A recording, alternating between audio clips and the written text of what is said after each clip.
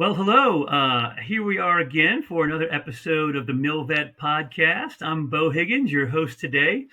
Great to have you here, and really excited about our guest today, Lewis Manalo. Am I saying the name right, Lewis? Manalo. Manalo. Lewis Manalo. Sorry about that. No Apologies. worries. But great to have you here, and excited to hear about your interesting journey from the military, really from civilian life to the military and back to civilian life. It's a unique path you took to get to where you are today, and in the gaming industry and film industry, and a lot of cool things that most veterans never get to play in. So, kind of a cool space. But excited to have you here today, and would love to kind of introduce yourself, Lewis. So, over to you. Yeah, so my name is Lewis Manalo. I'm the executive producer at Old Glory Studios. We're an independent video game studio based out of North Carolina, but we're fully remote, but we're registered in North Carolina, let's say. I served in the 82nd Airborne as a combat engineer.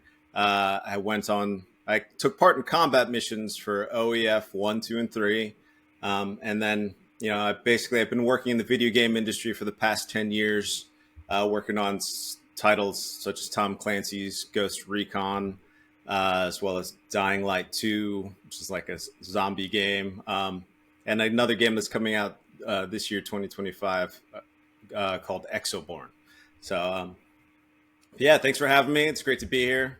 So. Yeah, no, it's good stuff. I know we were talking a little bit earlier, but your journey. Well, I say it's non-traditional, but in some ways, it's what a lot of folks did when 9/11 happened. But would love to kind of hear about your time, pre 9/11 and post 9/11, because you definitely had a unique path. But I'd love to kind of get into that a little bit about when you signed up and why and how you signed up. I guess it's a great story. Yeah, so I went to NYU Film School after high school. I graduated in 1999. So, I was already out, after graduating, I'd moved to Jersey City, like across the Hudson River from Manhattan, and I was working in film, doing a lot of crew work, some other stuff, and also writing.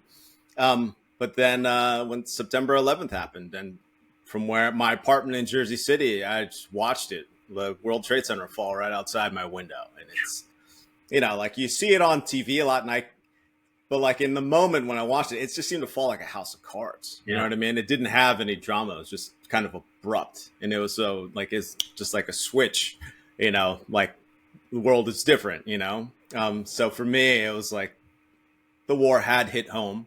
So at that point, there really wasn't any question for me. So I went ahead and enlisted after that. Basically it took me a week to like pack up my stuff and like put it all in my mom's house. And then, I went to the recruiter's office. So I everybody has their like funny MEP story if you're enlisted. So like, I did really well in my ASVABs, right? So basically my recruiter was just like, well, you can do kind of whatever you want.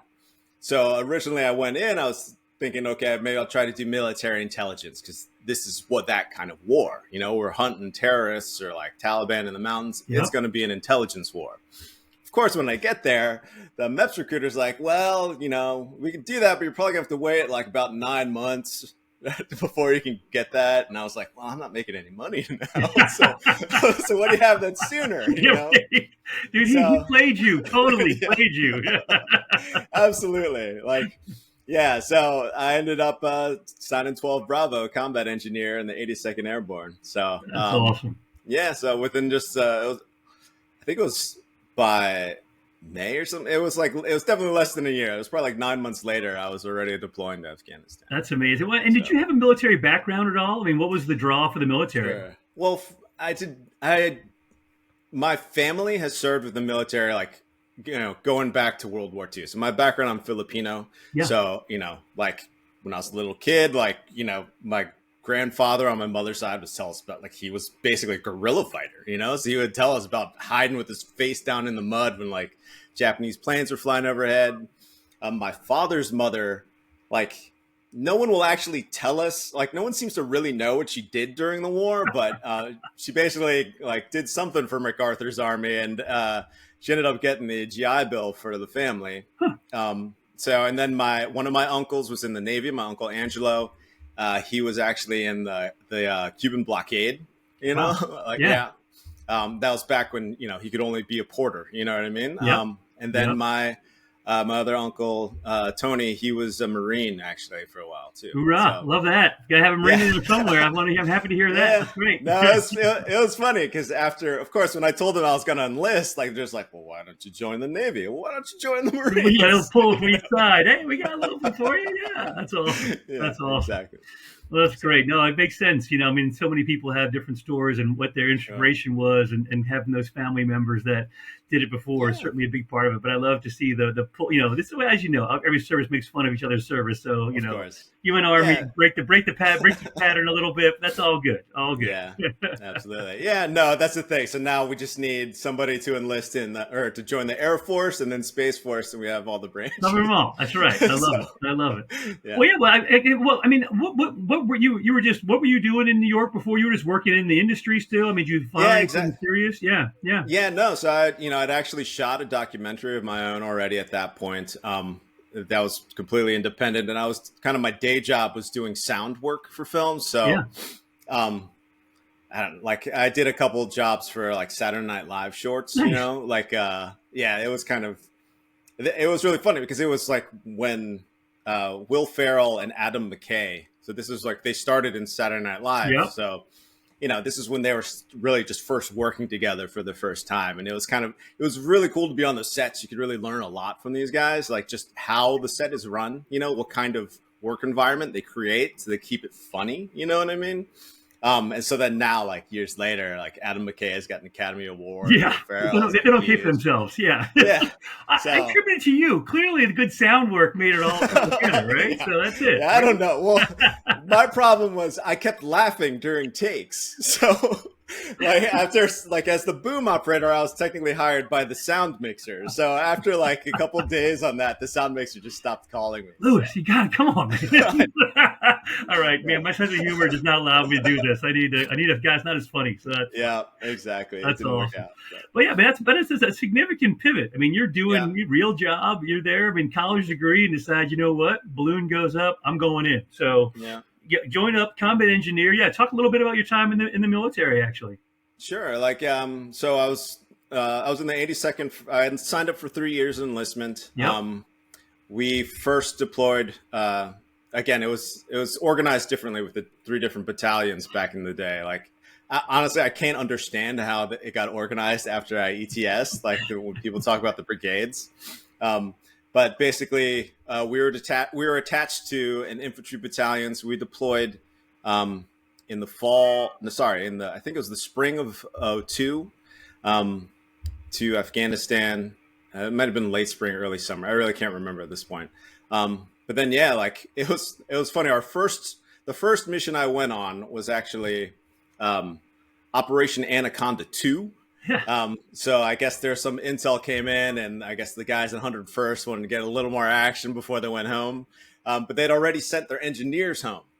So they just walked over to the 82nd, I guess. I'm just like, hey, you got some engineers you can lend us. So we were like, yeah, let's do it. Let's go. Yeah.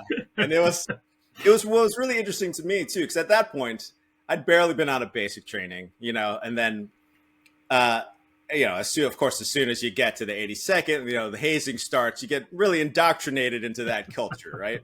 So then to see like how the 101st culture was like, it was a bit more laid back, of course, like, because I don't know, like in the Army, I don't know if any, like in terms of the regular Army, I don't know if anybody's more like uptight than the 82nd, what I mean? Yeah. So, but yeah, so it was interesting to like see, and like they were just very, and at this point too, they're already like, they'd already had some combat experience too, so that was wild.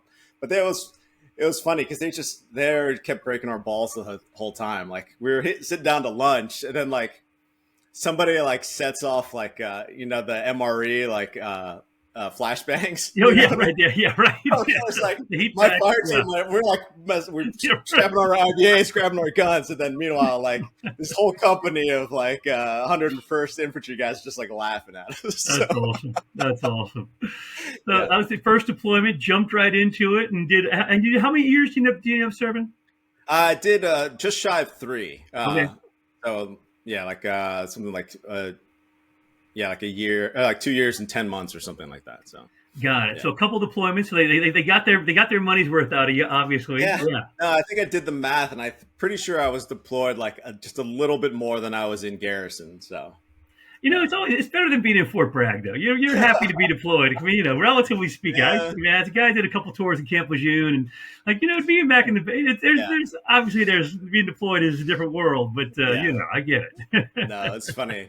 My Camp Lejeune experiences. I actually had chaser detail for a little while in the No way. 82nd. So I made a few trips out to the road trips out to the brig, to drop people off, pick them up for That is funny. coordinates. That's funny.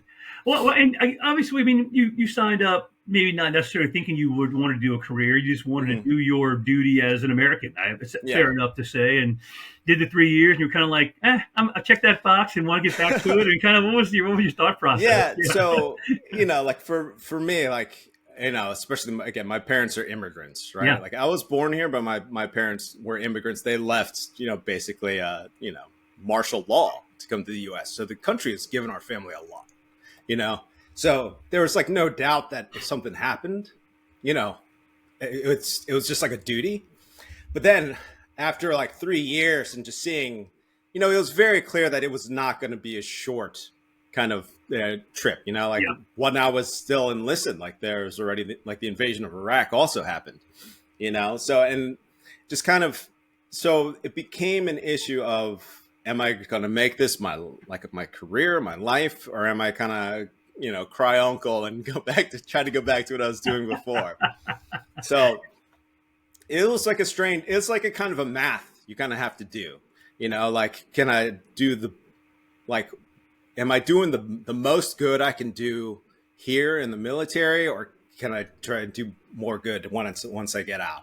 So, and of course it's a very different, kind of, I guess, audience, you know what I mean? Yeah. When you're in the military versus when you're in the civilian world. But, just kind of, I was very aware of what some of my peers had already started to do, like who, in the civilian world, that is. So I was just like, yeah, I should really, I'm going to go back. I'm going to give it a try and, try and do something there. So That's awesome. Well, I love it. Obviously, let's kind of move forward. You know, post military career. yeah, I would have to believe, and certainly based on what you've done, you were able to leverage the military piece of it into what you were doing on the backside. Is that something you did intentionally, or just kind of fall into it, or kind of, how'd you get yeah, from, I mean, kind of doing like traditional film mhm, things, I guess, yeah. and then the military, and all of a sudden, then the rest of it seems to be pretty military focused. Was that an immediate? Was it a conscious decision, or just kind of happened?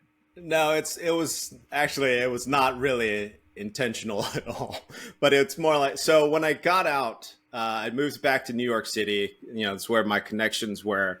And actually there, like I did find it's actually hard. It was at the time in 2004, it was harder to get work actually with the military background, despite like a degree from NYU, like people would read it and be like, well, we don't do like physical training here. You know what I mean? I don't need to blow up anything. I'm good. I'm Yeah, exactly.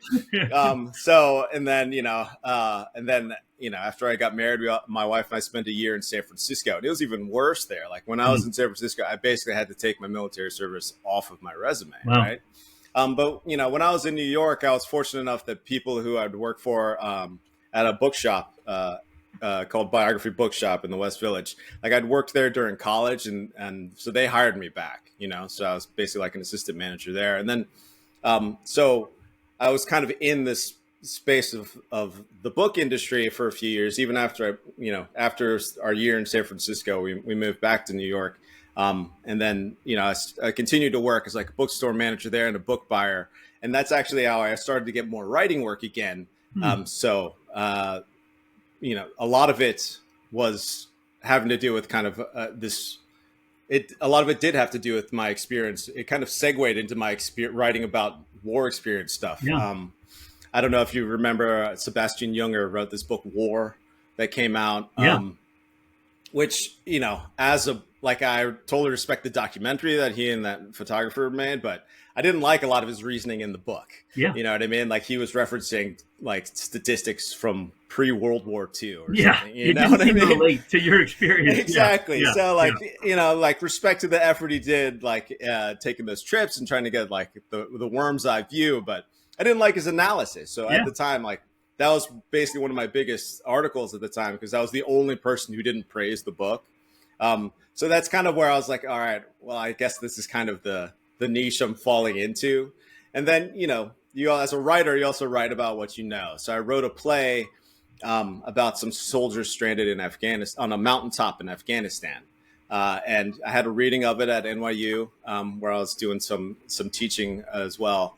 And and an old friend of mine came and saw it, you know, who I'd gone to school with. And then like a few months later, he called me up and was like, hey, you know, you want to write for me? I'm working on this video game called Tom Clancy's Ghost Recon. You know, it's about the special ops team who's, you know, in South America. And at that time, I'd also already started producing documentary films.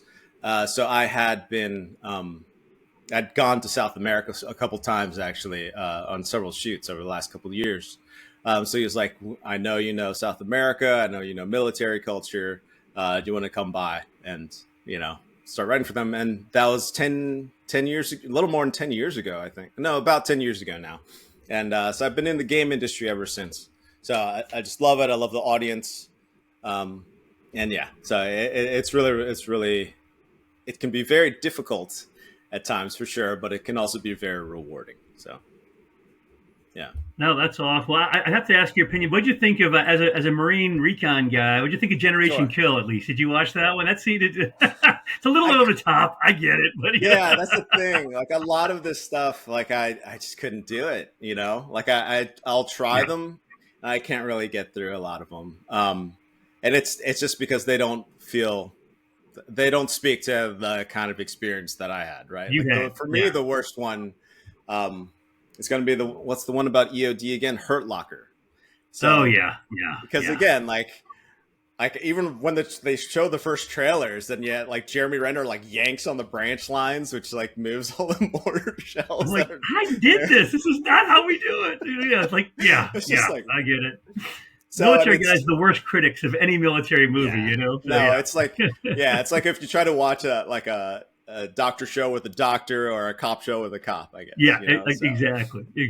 That's super cool. That's great. It's interesting how you got from there, started doing the writing, and it's kind of just, you know, you follow the path, right? I guess you never know where it's going to lead to you. But, is it, you know, video gaming to me seems like a very different world than writing or television, but it's arts. I guess is it that connected? I mean, how does, is it? I mean, do you find the industries are that interconnected?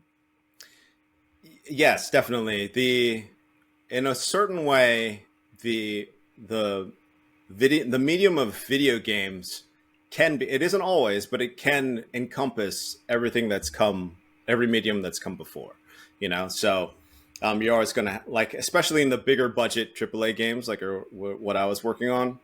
You know, so like, you know, right now the video game industry is bigger. It's the biggest media industry right now. You know, it dwarfs films, dwarfs music.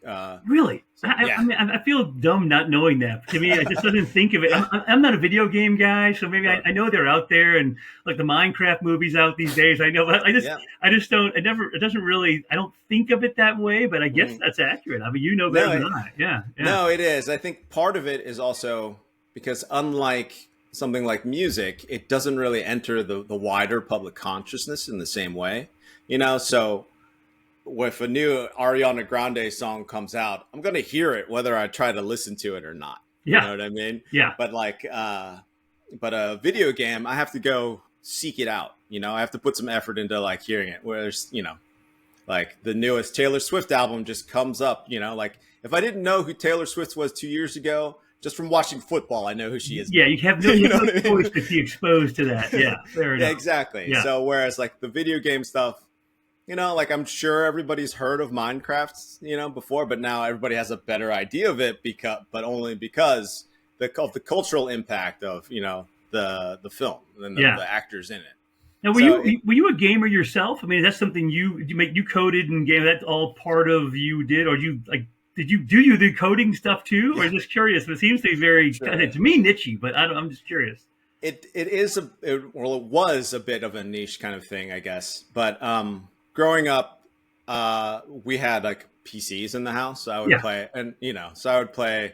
It'd be like one-on-one, like Dr. J versus Larry Bird. Yeah, right. Like these kind of like 8-bit games. And then also, I did learn some coding when I was growing up as well, just kind of the language basic, and then some other stuff as well. So I basically grew up with the medium as well. So at a certain point too, again, like just after I graduated film school was when the first PlayStation console came out.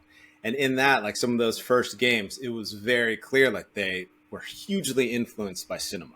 You know, like there's a huge, you know, like they would go to the big wide shots that, you know, that show the whole city. They would have little cut scenes already, you know, that did pull at the emotions, you know?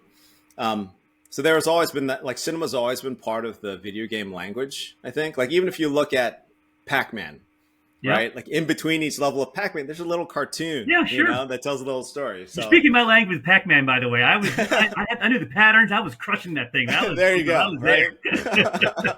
Yeah. So that's the thing. So it's just keeps evolving. You know what I mean? And so now some games they're much more heavy on the narration side, where in effect you are playing a movie more or less. So I personally don't play those as much as I will ones where it's more like a world that you explore kind of thing, or you know, shooters like the games that we're working on at Old Glory. So got it, super cool. So all right, you kind of got brought on to advise or help out on some of this piece, but how'd you get to starting your own business? I mean, is that a pretty quick decision or journey, or how'd that kind of transpire? Sure. Yeah. Well, so before I got into video games, I'd already been producing film. So, you know, creating my own companies at, you know, at the time, it was definitely a very different scale than what we're doing now. So it was just a documentary costs, you know, tens of thousands of dollars to make. Whereas, you know, even a lower budget game like ours would cost like a couple million, let's say. Right.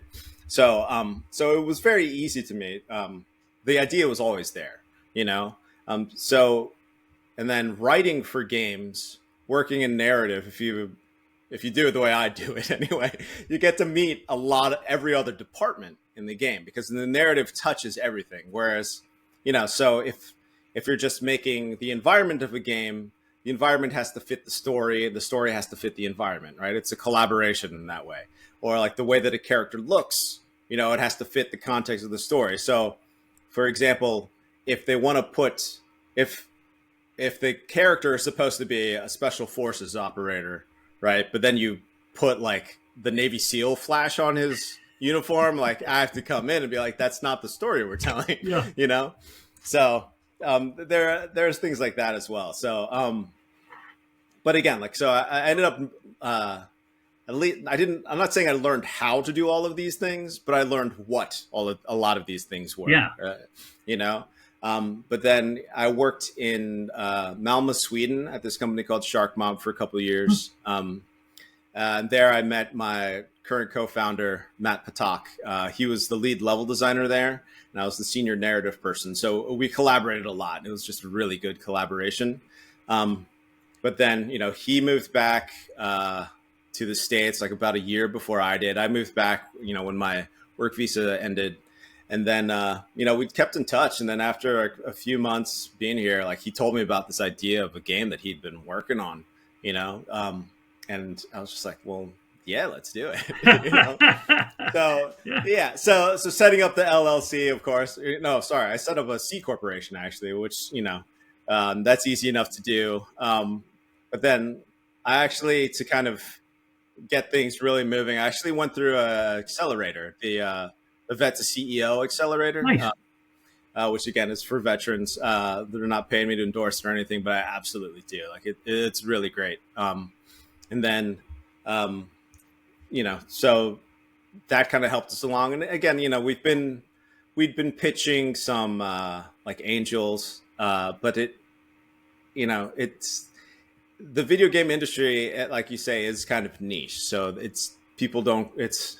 we would either get people who were in the game industry who were very pessimistic, or they didn't believe that we could do what we could do. Yeah. Because, the like one specific guy in the game industry I spoke to was just like, well, I'm used to like, a team of 5 experienced guys who quit all their day jobs and like they need like $15 million, right?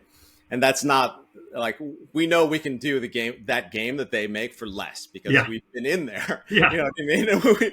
We've seen like this kind of, so the first game we're making is like it's a player versus player game, what they call a PvP game. And in the games that I used to work on, or that I have worked on in the past, that would be kind of like a side addition to like this kind of broader $100 million project. And I see what kind of resources they put into that little sliver. Yeah. So I know that I don't really need 15 million to do that. If you give me 15 million, I'm happy to take it. Yeah. But I know I could do it for a lot less. But then on the other side, for some of the angels we were talking to who didn't know the film industry, but, their expectations would be different, Mm-hmm. So like one particular angel was like, okay, well, I can give you 400 grand, but I want 60%. Right. But then we're just like, well, like our minimum valuation, like by the time like we were evaluated, which we don't have a valuation right now, but the minimum that it would be like 10 or 15 million. Yeah. So that math doesn't work. Yeah, I'm not doing that. Plus, if you take 60%, we're going to need more investors. So then we'll just end up with like our nothing in our pockets but our hands. You know what I mean? So, so that's actually when I talked again to John Penicione, who was one of the guys who ran Vet to CEO. And he also has Fola Capital. Like he works as a broker for Fola Capital, which you mentioned Opline. I think Opline has worked with him before also. Yeah. So just working with him. So we've set up like a regulation crowd fund to basically sell, like, people invest and in turn they get equity. So that's what we've been running on. Aside from, we launched that like December, I guess, of last year. And before that, we were just bootstrapping. Got it.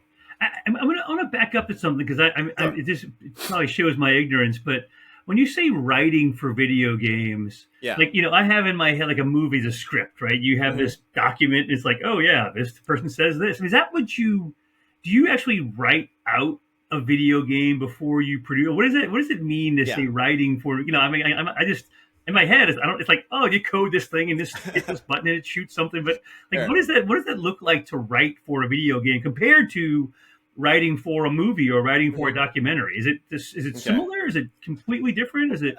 There are a lot of shared skills. That's the easiest way to say it. But it is very different experience for a lot of reasons. So for the Tom Clancy games that I worked on, these games would be like at minimum, like if you just played the base game, it would be maybe 60 hours. So granted, most of that is going to be playing, right? Right. But let's say in Ghost Recon Wildlands, which is the first game I wrote on, there were also a lot of cutscenes, which are just like scenes like you would see in a movie or a TV show, right? So I wrote a lot of those that would go kind of in between the missions. So just like Pac-Man, you play Pac-Man, then there's the cartoon, and then you play more Pac-Man. Yep. So in Wildlands, as you play the game, then there might get the little scene that's probably like two minutes, maybe 3 minutes if I can't cut it shorter, and then more story, right? So you write all of that, but then there are also dialogue, which is more like a systemic, so it's more triggered by different things that happen in the game. Yeah.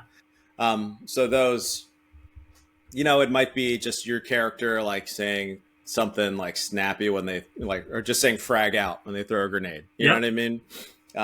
So in Ghost Recon Wildlands, you had the option. Well, you did have kind of AI team members who came with you. So it was a team of 4 basically that took on a whole drug cartel. and because it's realistic. Yeah, of course, no problem at all. Yeah. So, but they all talk to each other. There's some banter with those guys, or they also will point out if you're playing alone, they'll point out like where enemies are, and of course the enemies yell at you in Spanish. Right. Of course, well, it's realistic. That's good. Yeah. So, and you get involved like in the art piece of it. To me, it sounds like a video game is much more. I don't know. It's more layered because you have almost every type of media to it, right? You have music, exactly, I assume. You have picture. I mean, it just seems almost more complex. Is it? I mean, like compared to like doing a documentary, is it? No, harder. I mean, it sounds like a lot. Yeah, more it's definitely more complex. Yeah. So to a documentary, it's definitely much more complex. Or even if it's just like a blockbuster film, let's say, because it also has to do with the way the workflow is. I don't know if this is like getting into the weeds a bit, but if you make a film, you basically do what's the waterfall thing, right? So you have to make one step before you can make the next step, before you can make the next step. But then in the way a lot of video games are done, they're done like software. So you go run on sprints, and they say they're using Scrum. It's never really actually Scrum, but basically every few weeks they're supposed to have a complete product, right? So basically everyone has to create everything all at once over and over again is kind of what ends up happening. And of course, each iteration you do, it's supposed to get like shinier and shinier. So that's a lot of moving parts when it comes to a video game, because yes, there is the art. There is, the gameplay, of course, there's going to be different animations as well. And then, there are different strategies for making money with a video game as well. So as opposed to like, back when we just had like the Atari or even just the PlayStation, you would just buy the disc once, right? Or the cartridge once. But now there are continuous ways to get money from different subscriptions or that are sometimes things called battle passes, let's say, where you would buy the content for like like the next 3 months that comes out online.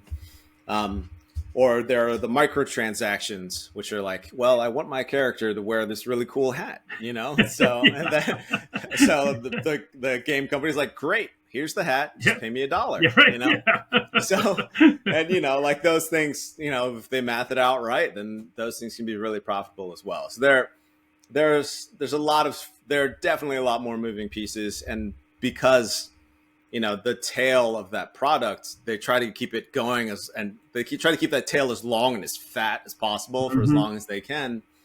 Like it becomes a pretty complex thing.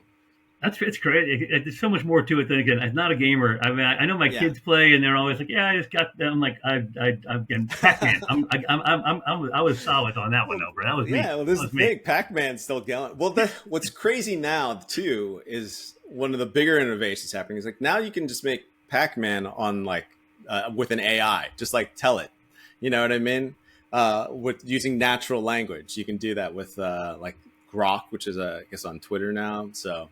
That's crazy. That's beyond my skill level of AI. That's all right. That's all right. I'll just be old and happy in my old machine, So like I kind of want to be there too, but like I said, the industry keeps changing. Got to keep up. That's it. So I just obviously you decided to found the company. Did you have a plan in mind for a game when you founded Old Glory? Is that fair to say? You had one kind of just a concept already when you were kind of starting through it?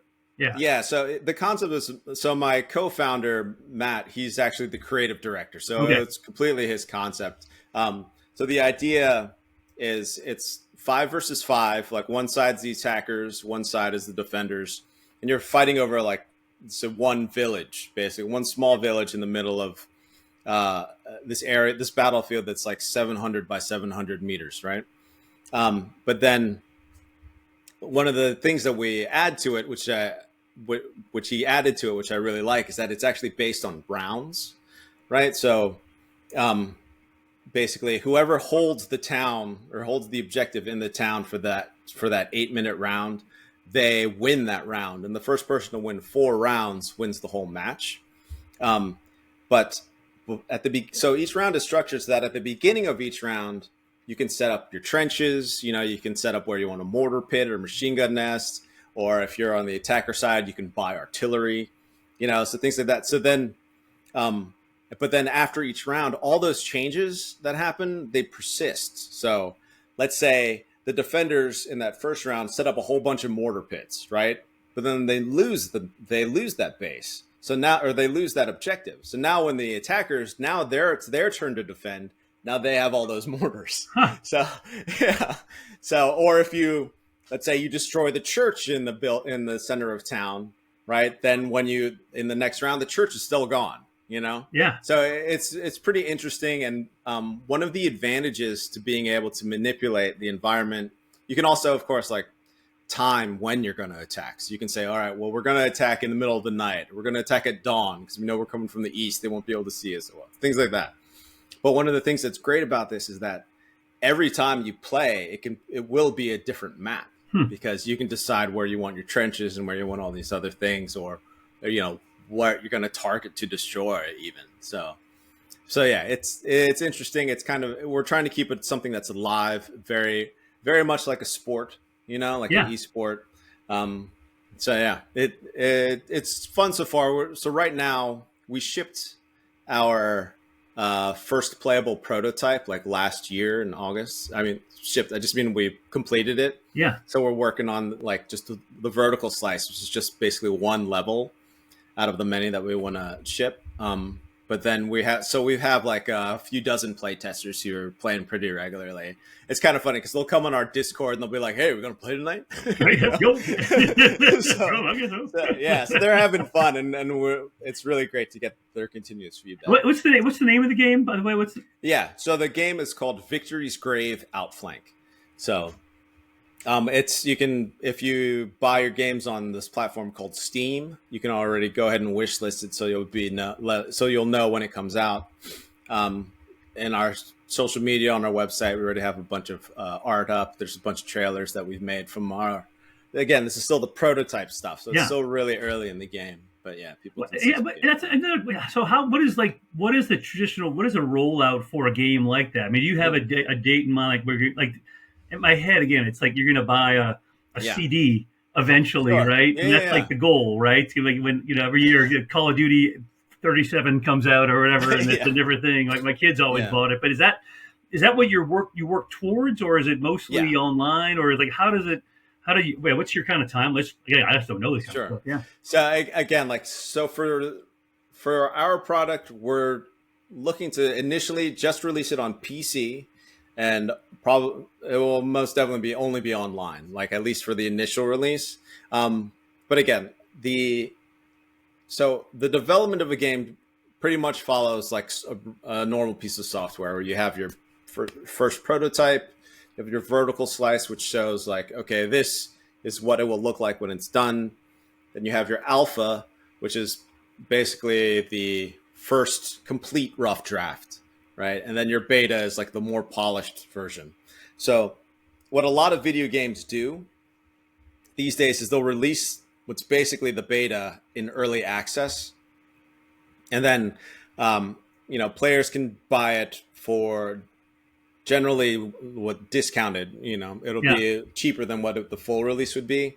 And then, through this process, through the early access release, the players will give feedback back to the developers, and that's hugely, beneficial to the game, because then you're on one level, you're already starting to create a community because you're the players are actually giving their feedback and they're being heard, but then also you're starting a revenue stream for a company, which is going to be important. And then, eventually what will happen is you'll release version 1.0. So for us, we're hoping to release the early access in about a year. Okay. And then the following year after that, if things go well, with the game, which with how much fun like players are having at this point, we're expecting it to be about another year before we release version 1.0. But then again, with a lot of games, because of that online aspect to it, especially if it's a game where you play with or against other players, there will be continuous updates, right? So for us, it's a team-based game. So one of the things that we're also doing differently is we're really organizing these the subscription model around the teams. Huh. So a lot of games like Call of Duty, they do have esports where you'll play as a team against other people, but there's not really anything native to the software which helps you organize your team. Mm-hmm. So one of the people on our advisory board is this guy named Mike Rufail, who owns an esports team. Was an esports competitor. I'm not going to age him by telling him how long it was. But basically he helped really establish what esports has become, I feel, in a lot of ways. So he's been giving us continuous input on different things, different features that we could put in that'll help that kind of foster that team experience. And one of the things that has always been part of Matt's vision is that your team can have their own patch, basically, that you can put into the game. Nice. So we're trying to figure out different ways to do that at this point too, and just the design part. But yeah, that'll be really cool. And then, so when you subscribe, you'll be part of the in-game league, right? And then we'll continue to have ladder matches and be like, okay, so you're number 1, but number 3 is challenging you. That's awesome. But then we still want players to be able to own the game, which is actually kind of rare, honestly, these days. So if you think about it, all the shows you watch on Netflix, you're paying money for them, but you don't own them. Yeah. Right. So for us, we want people to be able to download the game and keep it, because, who knows what happens in the future with the industry. Or if you just want to play with just your friends on your own private server, make up your own rules, say, everybody gets 1 bullet. You know what I mean? Something nuts like that. Great. Fine. You can do that. Yeah. So, but I love that flexibility. That's great stuff. What's those things if I had been the right, 20 years ago, or if I'd been born 20 years later, I understand this a lot more, but I'm already getting fired up. I don't even know anything about it. Let's go. Yeah. Well, is there a concern that if you don't get it out soon enough, what's the competition like in this market? I assume the hardest thing is to break squelch with the game. I assume it probably is. How do you differentiate yourself? And then even more so, do you target veterans specifically, or is it, or not? I'm just what is the marketing approach to something like this? Sure. It's, one other veteran who's a game developer I spoke to, is just when I told him the genre of the game, he's like, "You're talking about some blood red ocean there, man." And I was like, "Yeah, it's pretty crowded." So for us, or for a lot of players also who play combat games, the games have either gone towards this more cartoony kind of thing. If you're familiar with Fortnite, you can basically dress up as a big banana and go shoot at, the Wolverine from the X-Men. You know what I mean? And it's in this completely cartoon world. Or even in Call of Duty now, you can dress up as Snoop Dogg and go shoot people with your golden AK-47 or whatever, right? So even games that were kind of felt authentic or tried to feel authentic, they've been going this way of cartoony. Then on the other side of the spectrum, you have games that are called Arma or Squad, where they try really hard to be as authentic as possible, and you and I know, being on a real mission can get really boring sometimes. Yeah, true. So for those games, they can become what people will call them walking simulators sometimes, or even for me it's more like an enactment, a historical reenactment, also because there are Civil War games like that, so where basically you're just doing Civil War reenactments but digital, right? So there's this big space in the middle now where all these people who liked those games, they don't have them anymore. So we're trying to be authentic and accessible. And again, we not only have our pedigree as military veterans, but we've delivered games that have been in this space before. Yeah. So we know these players, So Ghost Recon Wildlands, I wrote a huge chunk of that game. I was the lead writer on Ghost Recon Breakpoint. And then my co-founder, he worked on Tom Clancy games, the Division 1 and Division 2. And again, like these were kind of rooted in that older version of, of Tom Clancy from when he was alive, Yeah. But then I always have to bring my own like personal experience, as well. So probably his characters might actually be nicer than mine. Fair enough. Yeah. The reality is there's a little edge to everyone out there. Yeah, it's definitely not as polished. Yeah. Yeah, and exactly. And the way they talk at home isn't the way they're going to be talking when they're out in the field. So. Yeah, that's for sure. Sure. Yeah. And now, how do you? I mean, do you target? I'm just trying to make some veteran connections here. Yeah. I mean, do you target veterans specifically? Like, yes. Get to base? I mean, how do you do that? I assume there's veteran gaming clubs. I assume there are. Actually, I don't know, but yeah. There are actually like a lot of them, and one of the things that So there are definitely a few on Discord. That seems to be where, that's where gamers kind of will find their teams a lot of time. So even, for example, Minecraft, if you're playing Minecraft, there's no native voice chat to Minecraft. So if you're playing with your friend, you generally will go on Discord and you will talk over Discord. But then there are groups now that are just focused on veterans there. And, they've even branched out to a point where some will even offer like mental health counseling, you know what I mean? Or at least like there'll be a channel in there where you can, point people to those things. And it's cool because it is that kind of camaraderie that a lot of people miss when they enter the civilian world. They come back, they're like, well, crap, there aren't any other veterans around here. Yeah. And one thing I've heard is that even like VFW hosts gaming nights. So you can go play video games at the VFW and stuff. I still imagine the VFW with old dudes wearing the hot dog hat. I'm not sure. Yeah, that's the thing. Now we're the old dudes now. Right. It's me. That's my place. Yeah. So totally. Super cool. Yeah. Super cool.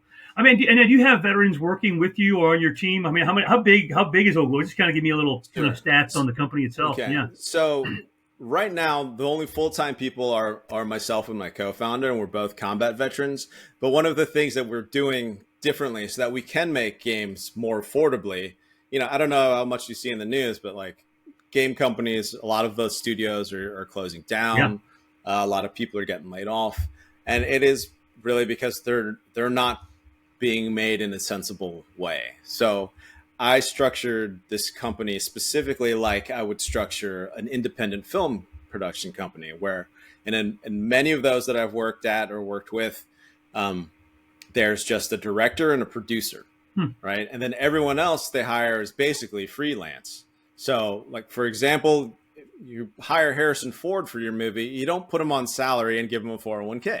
You know what I mean? Yeah. So, and like, or even a better example would be like a more analogous example would be a composer. I've been at studios where there's literally a composer on staff. And how many pieces of music do you need to write for a video game? So, whereas for us, we'll hire a freelancer when we get to that point, or we'll license, Iron Maiden or whatever. We're not going to keep someone on staff. So right now, we are working with co-developers, that would be another studio that does a lot of outsourced work. So we're working with a couple co-developers on some very specific things, like some specific art and some like art that goes into the game, and then also some features in the future. But we've had, freelance character artists. Well, she designed our characters. Her name was she's still around. Her name is Nick Varela, and she's worked in comic books. So she drew like Deadpool, and she drew like all new Wolverine and stuff. So the character designs she's come up with are really great. But now we're at that next stage now. So now we kind of have these designs, so we don't need to continue to pay her. Sure. Like hopefully we'll be able to work with her in the future. But now the outsourced companies are making those into something that we can put into a game. And then we also have a couple developers who work in, on the gameplay stuff, making it really happen. And they're also contract workers as well. Got it. Freelance, I mean. Got it. So, yeah. Wow. Well, what else are you doing in general? Like, I mean, have you found? I mean, you're connected, I guess, tangentially to the veteran space. Do you still stay connected in some way, shape, or form? And like, how do you like kind of, I don't know, stay connected to your the 82nd or 101st Yeah. or anything? Like, what's your give back? I saw you're with Yeah. Team Rubicon, I think. But what's your Yeah. yeah Yeah, Team Rubicon was one of the big things I did. That was with Hurricane Harvey back yeah in 2017. Again, like because with the work that I've been doing in games, I've had to travel a lot, honestly. So that's kind of why I fell off volunteering there. But I still, of course, try to donate. Um, as a studio, we've actually been finding more opportunities also to give back as well in a broader sense. So. Uh, Matt is going to be on a live stream with Wounded Warrior Project nice. they're going, I believe this is the plan. I'm sure by the time this comes out, it would have been, or it's going to happen. So it's actually going to be this Friday. But they're going to play a game that he worked on with, their gamers. So he can kind of talk them through like the different things that went through there. But again, like a lot of it really is just kind of, a lot of gamers are finding community. A lot of veterans who are gamers are finding communities around games. So that's kind of one of the things that we're hoping to give, because again, being so team based, and also league based, the team is going to be a big part of that. So we've already reached out, had conversations with like West Point's esports team with their coach. He was a great guy, and so there's I think he's on the proper Army esports team. I think he's a National Guard guy, but he's on their esports team. So we've been talking with him as well. So we're really trying to build this game and this studio within the veteran community in a lot of ways. That's awesome. So. I love it. And I really do. I think there is so much to what you hit on before about just the mental health aspect of it, because look, we've all been there. We've transitioned out, and you leave behind this life that is a very unique thing. And when you're back in the civilian world, it's hard. You can never replicate the reality of what it's like on the ground, right? And as far as crazy and silly, but it's intense, and it's something about that camaraderie that is impossible to replicate exactly.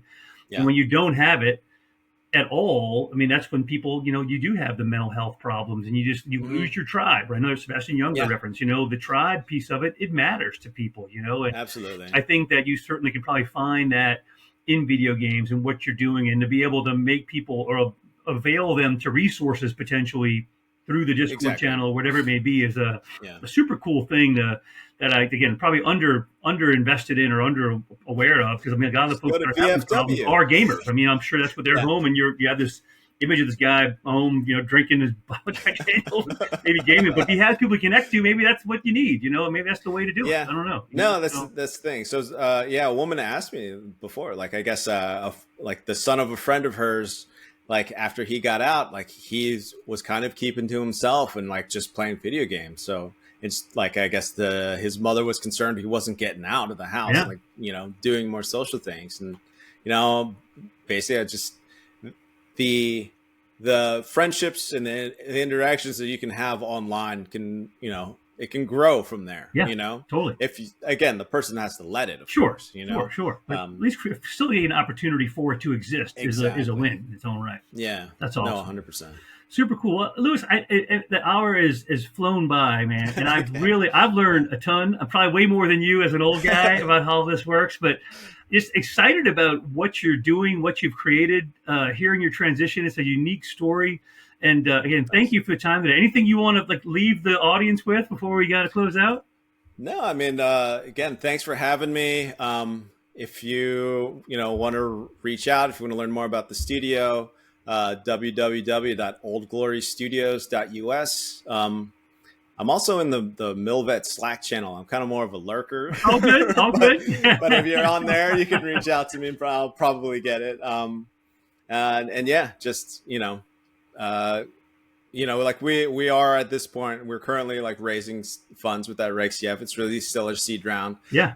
But again, like if you are interested in giving some support, check out the website. Yeah. Hope anybody see the podcast, you know where you want to invest and get in on this now before it gets too popular and takes over the world. Talk to Lewis today, man. So hopefully the podcast will help get the word out there. And again, thanks for having us today, joining us today, Lewis, and we'll talk to you soon, man. Appreciate it. All right. Thank you.